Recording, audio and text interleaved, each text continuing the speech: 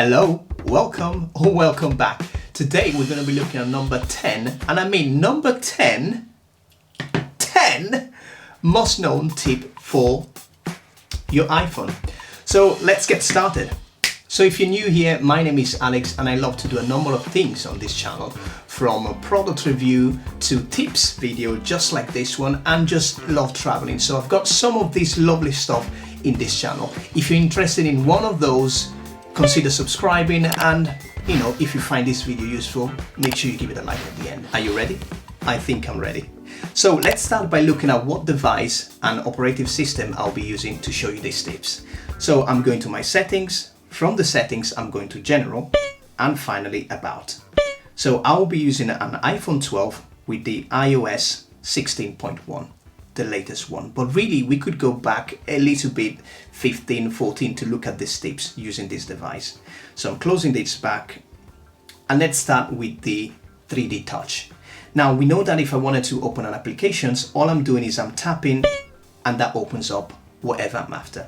So I'm going to close this now, and if I actually apply a little bit more pressure on the application, something else will happen. So let me test that out. Pressure, take selfie, record video, and so on. So let's just take a selfie. There we go. Hello. And if I have someone else close to me with the iPhone 12, switching landscape, and that goes automatically to a wide angle, which I really love. Let's use the 3D Touch in the control center. So I have got the flash. I will bring this to you now.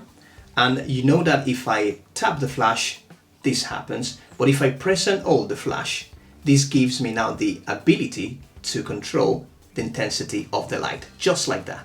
So we could also use the 3D Touch to set the timer. So I'm going to place it here, 3D Touch on the timer, and I can say one is set to 5 minutes, 2 minutes, and so on, just like that. So that was the 3D Touch. Tip number 2, moving multiple applications in one shot. So traditionally what we will do is we will go back to the layout where we've got the applications that we're interested in, press and hold until we go to the wiggle mode, and then eventually drag this and place it there and repeat that process multiple times. But did you know that we could actually do something else? We could actually select the application we're interested in, and if I tap on the other applications, I can add multiple in one shot, just like that. And then finally move it to where I was after, which is this, and just let go. So that's a fantastic way to move multiple applications in one shot. And now let's look at tip number 3, the spotlight. So if you're a Mac user, you probably know that there's a lot of power within the spotlight. So we've got the same thing here. So the search is essentially our spotlight on the iPhone. So if I was to tap the search, what can I do? I can search for an application. So I can simply type camera, and that looks for the camera and brings the camera out. So I could say 456 pounds in US dollars. What if I'm looking for another currency? I could say pounds in, and that's done it instantly. What I also like is that we can just run a quick equation. I can say, let's say open 23 times, and that gives us the result. So it's really powerful. So I would say the spotlight is definitely one to be using or to be getting used to. So why do I use the search? Well, multiple reasons. The first one is simply I don't remember where I left the application, so I'm just going to type in the application from here, and then I will find out straight away. The second reason, calculator. That's where I use it. Conversions. There are plenty of reasons. So for tip number 4, I have to picture the situation. So you've got thousands of pictures in your library, and you want to select a portion and get rid of it, just because you've done maybe a backup or they are really stuff that you don't need. So let's have a look at how we can do that. I'm going to photos, and then saying, yeah, these are the pictures that I want to remove. I am doing a select and a gentle tap across, and I can move all the way down to where I am like happy. I'm saying yes up to there, and I can then move or simply delete. So I'm extremely excited about tip number 5 because it makes life so much easier when it comes down to creating thumbnail. And if I've done a decent job, I will have probably created a thumbnail that made you just click this video. So let's have a look at tip number 5. Now I'm going to my photos and let's have a look at the albums. Going back and I'm going to tips, for example. So I have got the picture there with my little one. Now with this update, if I press and hold, that does a masking. And with the masking done, I can simply copy, move to a message, send a message to my wife and simply say paste there and send. Now you can see the benefit of having this power tool is that you can just mask what you need and then create a thumbnail by just adding a different background and making the picture pop, but just in one shot. So really love that tip. Make sure you use it and get your thumbnails rocking and rolling. For tip number 6, I've been using it quite a lot recently. It's to do all with the AI and the machine learning that your device has got. So let's just do a quick check. Restaurant, there we go. And straight away you can see the restaurant that I've been recently. Let me just cancel that one, and I haven't got a dog, but let's search for a dog. There we go, it comes out with the picture of my friend's dog, so me being to my friends, and that's incredible. So hopefully you can find a use of this tool. So hopefully you're finding this video useful. I have also got an how to create a GIF using your iPhone, and this is done with shortcuts. So if you're interested in that, make sure you check the card above me and learn more. See you later. Tip number 7, we're looking at the focus mode. I know that if I bring down my control center, I have got the focus mode, but I have also got the ones that I've created. So the default ones and the creative is the latest one I've created. So if I go to the 3 dots and go to the settings, what I can now do is, let me just go back one step. What happens with this focus mode active? No one can send me a message and no application can disturb me while I'm in this mode. But what I could do is I can actually say, you know what? I'm going to allow one person to be able to send me a message or get in touch with me. For example, it could be your partner, your wife, or your family member. In this case, I will go with my wife, add. And then what happens is that when I've got that focus mode, the only person that will be able to contact me is going to be her. So what are the things I could do as well? When I've got that creative focus active, I can also make it in a way that my screen changes completely. So I can say choose, and I can say, for example, one of these ones. So let's have a look at the gallery. What have we got in the gallery? Looks nice, and I would say emoji airplane. Let's go with the pride, which is the one that I had earlier. So I can say add a widget, maybe add that, and that, for example. Done, and I will add. Maybe I want to have a custom home screen. Yes, add a photo. I'll just pick my little one here. Done. And done again. So if I was to switch this off and move to that specific focus mode, so I'm saying focus and go to creative, that's changed completely. So different background, and if I was to lock the screen, this is what we'll be seeing. So really, really fantastic. There's a lot to play around here, and I will leave it to you. So tip number 8 will be share screen.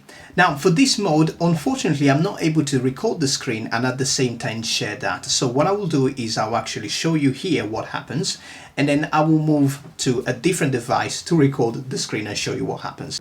So here is the secret tip within this video. So I'm going to messages, and I'm looking for a friend here. I'm looking for my friend Miracle. So instead of having to hunt around to find him, what I can do is I can actually locate him, press and hold, and then pin in. So once the pin is in, I've pinned him, I can then move back to the start of my messages and it will always be there. So tap and I can continue our conversation. So I'll let you crack on with the video. Okay, so I would say let's move that and go to the share screen, which is that symbol. And I'm waiting for this to move to my Mac Mini. So I'm going to tap in Mac Mini.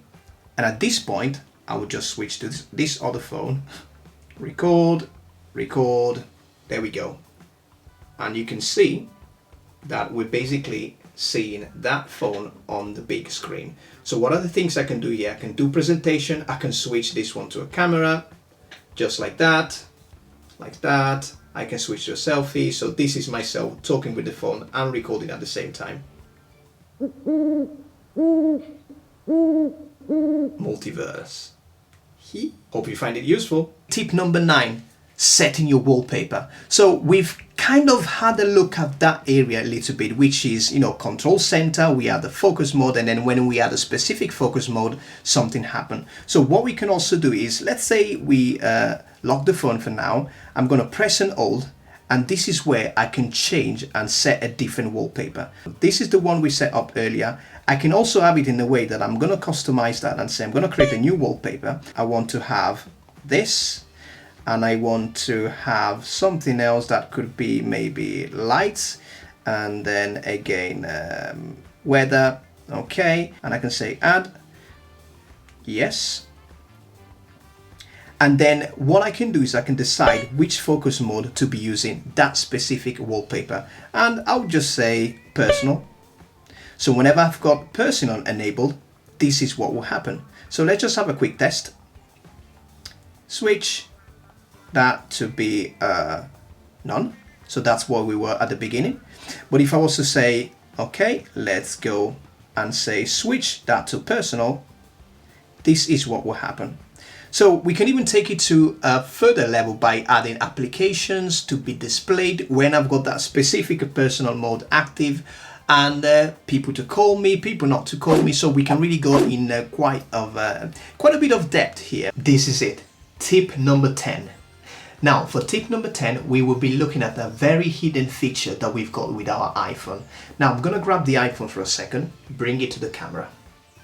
Now what we've got is the Apple logo, and then just above the Apple logo we've got a portion where we can allow something to happen based on the tap that we go for. So I can say double tap, something happens, triple tap, something else happens. So in my case, what I like to do is, instead of creating the classic screenshot, which is this, I'm just going to place the camera here, I'm going to press the volume up and the lock at the same time. That does the screenshot. So instead of having to go with those double tapping, what you can actually do is enable the tap. So back tap. Right, let's have a look at how we can do that. I am going into my settings,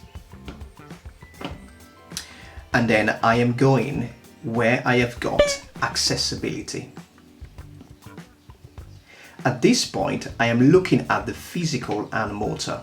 So I'm gonna click the touch, and if you look at this, it's really hidden. So what I can do is I can scroll down to the very end, and what we've got is the back tap. So if I click the back tap, I have got the option to set it twice. Well, I've got the option to set it in two ways. So a double tap or a triple tap. So I will go for the double tap first. So what I want to happen is when I double tap, I want to do a screenshot, get a screenshot. So I'm going for that one, and I'm going back. And then if I go for a triple tap, what should we try? Shall we try, I would say, mute maybe? Or shall we try, I really don't know. Let's just try camera. Okay, just make it easy. Okay, now let's see how it works. I'm gonna close everything. I'll bring the phone here. And then if I double tap, that's done the screenshot.